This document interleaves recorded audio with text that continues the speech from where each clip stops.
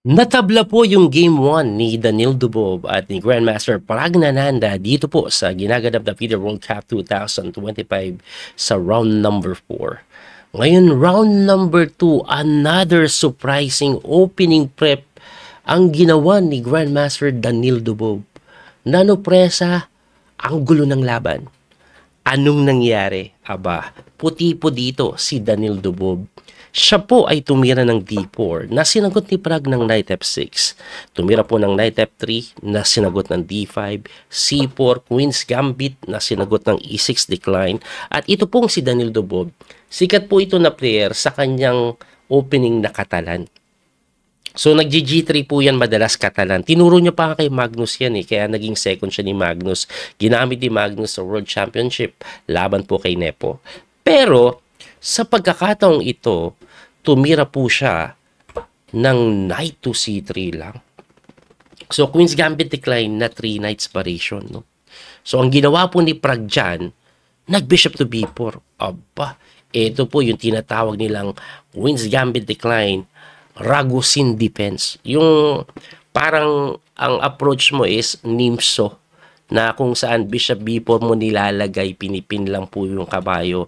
Ngayon, ang popular po ng mga tira dito, yung Queen A4. Kala nyo, one piece up na kasi check ganon. Hindi po pwede yan, may Knight C3 lang yan Linya po yan. Tapos meron din pong tirada dyan na kinakapture lang yung napupunta po sa Queen's Gambit exchange variation.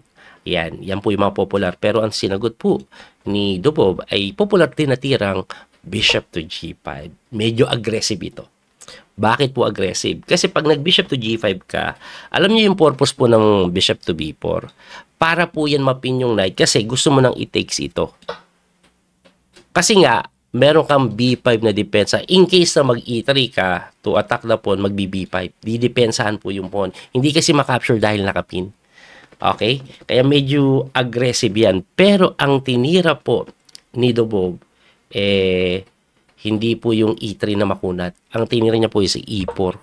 Talagang gusto niyang guluhin yung laban. Ang pinaka-idea po niyan, syempre nawala ka kasi ng pawn sa D5, so he wanted to control the center, tapos mag-E5 po yan, nakapin yung kabayo. Na sinagot agad ni Pragnananda ng C5. C5, obviously, malakas yung sentro, abay, baragi natin agad by playing C5. Hindi po yan kinakapture kasi ang mangyayari dyan is parang matatiks po yan, diba? Tapos may mga capture naman bawi, may pressure doon. So, equal lang daw po yun, kaya hindi po yan kinakapture basta-basta. Ang ginawa po ni Daniil Dubov, nag-Bishop takes to C4. Yan po yung number 1 move. Ngayon, marami po magtatanong dito, ibalik lang po natin ano bang mangyayari pag nag-E5? Kasi di ba nakapin? Pag nag-E5 ka kasi, pwede palang capturein yung D4. Hindi mag-knight takes tayo, ayan nakapin ka pa rin Meron pong Queen A5, napakagandang tira, na hindi mo naman basta-basta nga makapture ito kasi may bawi din dito. Diba?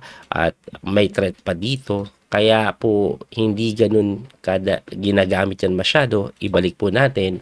Ang ginagawa nga is bishop lang po sa C4 at pagka-capture po is knight takes D4. Ngayon, after knight takes D4, eto na. Magsisimula ng gumulo.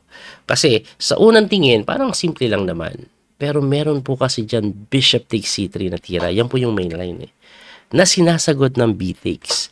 At kung papasin nyo, preparado sila pareho, no? Ngayon, pagka B takes, may tirada pong Queen A5. Grabe yung Queen A5. So, anong threat ng Queen A5? Dalawang bagay. Gustong capturein yung bishop, pati yung C3.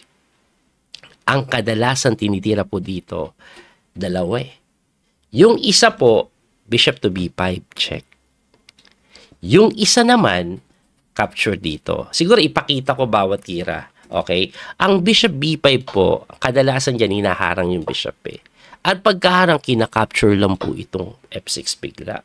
Ngayon, magtataka kayo, anong mangyayari pag sinundot ka dito? Kicking mo ban ka lang. Kicking mo ban ka lang. At medyo alanganin yun kasi pagka king mo, babawi ka dito, may rook to C1, may threat na ganun. Okay? Kaya hindi po ginagawa yon. Kadalasan, kinakapture muna to. At pagka-takes, mag-queen to B3 yan. Tapos may mga idea pa nga dyan, later on, no? Capture, takes ka dito, tapos magsasacrifice. May mga ganong idea yan no? Ibalik po natin doon. Kaya hindi po tinira ni Prague siguro, ni Dubov siguro naisip niya baka alam ni Prague. Ganyan yung isang tira po na bishop takes f6. May tira po queen takes c3, di ba? Titirahan ka lang ng king f1. Wow, bakit? Kain to Tapos king g1. O di kain yung bishop. Dali, hindi. May rook to c1. Grabe lalim, no? Pero ibalik ko lang po ng konti. Kasi ang tira po dyan is bishop to d7 pala. Ayun. So, capture ka dito, tatakas ka, rook g8. Yan po yung linya. And medyo close to equal. Lamang na konti ang puti. Pero, balik natin. Hindi kasi yun. Yung tinira nga ni Dubov, ang tinira ni Dubov, knight to b5. Anong idea ng knight b5? Pwede siya mag knight to d6 with a check. Of course, dinipensahan niya to. Hinarangan niya din yung reyna. No? Ang tanong, libre yung pawn sa e4. Diba? Libre yung pawn. May threat pa doon. May threat pa dito. Wow. Preparado si Dubov. Kasi, dito po, ang common na ginagawa, ina-atras yung bishop libre. I-atras mo. Ngayon, pagka-capture dito, pwede ka mag-win dito, nakapin. So, yan yung pinaka-common na ginagawa. Nagbi-bishop to f4. Pero, hindi yan yung ginawa ni Dubov. Sabi niya, ako si Dubov. Nagpakain ako pawn, papakain pa ako isa pa. Siya po, ay nag-queen to d4 lang. Hinihit yung knight, pero libre yung bishop na hindi kinapture ni Pragnananda. Kasi pag tinakes mo pala yan, ubus agad. May queen takes g7. Ayun, no? Pag gumalaw yung tori, capture lang dito. Yung king mo mangingisay sa gitna. May threat po na knight to d6, tapos magkakasing lang yung white safe na. Diba? Yun po mangyayari. Kaya, ibalik natin. Sabi ni Prague, Oy, Dubov, hindi lang ikaw ang may karapatang mag-sacrifice. Ako din. Brilliant sacrifice. Gusto mong pakain bishop mo? Ay, ako, ibahin mo. Sabi ni Prague. Nag-invento ako na sinabi nila. Anyway, nag-casting lang kasi yan. Walang ya. Sabi niyang ganun. Pinakain mo bishop mo? Ayaw nga. Dubov ka Ang gagawin ko, ako magpapakain ng knight. Pinakain yung kabayo, na kinapture naman ni Dubov. Ano pang gagawin mo? Libre na So, tinirahan lang po yan ng A6. Grabe yung A6 ni Prague. Napakasimple, pero ang ano mangyayari? Pag ginalaw mo, libre lang to, may bawi. O if not, may kain din dito No? So, ang ginawa po ni Dubov, abay, kakapturein mo yun. Teka lang ayoko na lang ako ng pyesa sabi ni Dubov. Castling ako sa ine. So pagka-castling, actually wala namang way para madepensa, talagang mababawi. Kinapture na po yung knight and then nag-bishop to d3. Abay, gustong matihin na dinipensa ng f5. Siyempre, nanakbo yan. Nag-queen lang po doon. At pagkatira po ng queen to c3 dito, magtataka na naman kayo, coach. Libre yung pawn, ba't di dinipensahan? Ba't di nalang gumanon? Libre yan Abay, eto po kasi ang mangyayari pag kinapture yan. Hindi po ito tinakes, ipapakita ko lang. May rook to c1. Ano ngayon? Pag umalis ka, kahit saan ka pumunta, na safe, rook takes. Ayan, halos mamati po yan. Diba? Kaya hindi pwede yun. Ang ginawa is nag-bishop to d7 na lang. Dumipensa sa b5 while developing the bishop. Nag-bishop to d2. Bay, hindi lang ikaw ang may karapatang dumipensa. Ako din. Ang threat niya pa magsi-c4. Kaya tumakbo yan. Diba? Nag-queen c7. Pagka queen c7, nag-rook to e1 lang. Pine-prevent niya yung tulak. Kasi pag natulak yan, napakalakas na yan. No? So, mararamdaman na yung kalamangan na pawn. Anyway, hindi may tulak. Nag-rook to e8. Talagang itutulak. Sinagot na ni Dubov ng c4. No? Ngayon, ang pinaka-trade niya, kakainin niya yan Tapos, kaya nakita niyo yung arrow na linagay ko kanina. So, ang ginawa, kinapture. Takes. At eto na. Nakuha na ni Dubov yung gusto niya. Hindi pa rin may tulak kasi nakapin yung pawn sa king. So, ang ginawa po niya, nag-knight c6 develop na lang. Nasinagot ng rook to c1 lang.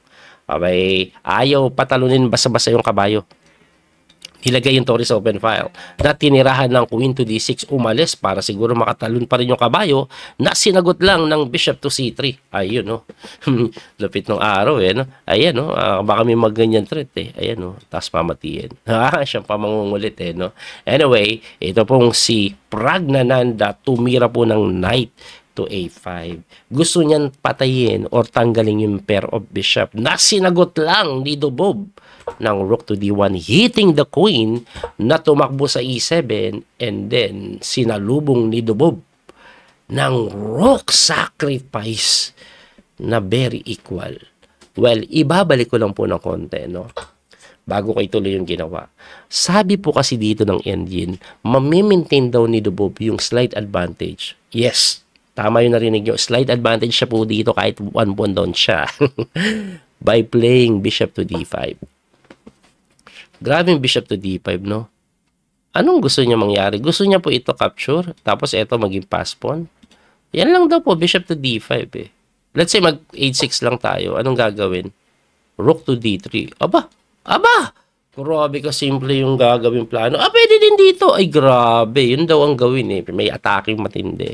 Anyway, ang ginawa po ni Dubob is nag-sacrifice eh. Bakit pinakapture yung Torres sa Bishop? Ayan po mangyayari. Magkakapalit-palit lang yung pyesa at ang ending, very equal. Which is, plano ni Dubob talaga yan. Simula pa lang. Okay, umatras, dumipensa sa pawn, tumulak, binantayan para hindi tulak, pero tinulak pa rin. Nagkapalit lang na ganyan, at ang ending, nauwi na sa tabla. And alam niyo naman yung plano ni Dubob, di ba? Medyo nakikriticize na nga siya ng iba. Bakit daw ganun ang style niya? Kasi sinasacrifice niya rating niya. Sa standard, tinatabla niya kahit mababa rating ng kalaban. Tapos dadali niya sa rapid. How much more etong kalaban niya? Halos 100 diferensya sa kanya. Okay yung tabla kasi gain pa rin sa rating yan. At dahil doon, mapupunta sila sa rapid tiebreak. Mamaya na baka i-live ko. Pero bago yon, ano bang nangyari sa ibang bakbakan? Tingnan po natin yung kabuang standing. Ito po ang nangyari sa round 4. So marami po magta-tiebreak. Ayan, tiebreak. Si Arjun, pati Peter Lico, tiebreak. Daniel Dubob, of course, tiebreak. Ito si Domchenko, magaling. Ayan, no? Tuloy-tuloy ang pananalasa ni Domchenko eh. Sino ba mga tinalo nito? David Anton, Guevara, si Anish Giri, tapos ngayon Matthias Blubaum, no? May tinalo niya ng ganun lang, oh. Tapos Noderbeck, Yakubaev, pasok din. Vincent Gamer, ayan, kalaban si Sepenko, tiebreak. Madsun Lowey, tiebreak. Eto matindi, si Martinez. Abay, tinalo niya po si Noderbeck. Eto sinunod niya, Alexei Sarana, ni parehong hindi umabot ng tiebreak, no? Tapos Niels Pentala, tiebreak din. Sam Sebyan, etong Ludisi, buhay pa rin. Yan yung tumalo kay Niemann eh. Tapos tinalo si Michael Adams.